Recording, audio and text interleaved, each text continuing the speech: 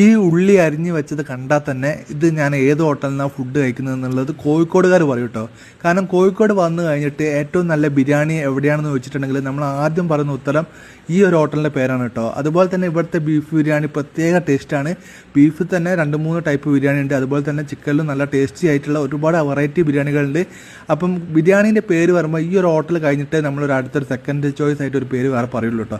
അത്രയും ടേസ്റ്റി ആയിട്ടുള്ള രുചികരമായിട്ടുള്ള ബിരിയാണിയാണ്. ഞാനിപ്പോൾ ബീഫ് ബിരിയാണി ആട്ടോ കഴിക്കുന്നത്. അതുപോലെ തന്നെ ഒരു മിൻറ്റ് ലൈമും കുടിക്കുന്നുണ്ട്. അത് എല്ലാം കൂടി ഒരു 198-200 രൂപയുടെ ഉള്ളിലാണ് ചിലവ് വരുന്നത്. നല്ല ടേസ്റ്റി ബിരിയാണിയാണ്.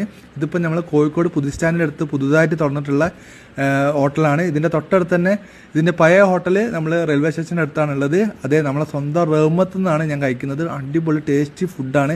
ഈ ബിരിയാണീൻ്റെ വേറെ ഞാൻ കണ്ടൊരു കോഴിക്കോട് നിന്ന് കുറേ ബിരിയാണി കഴിച്ചിട്ടുള്ള ഒരു എക്സ്പീരിയൻസിൽ പറയുകയാണ്.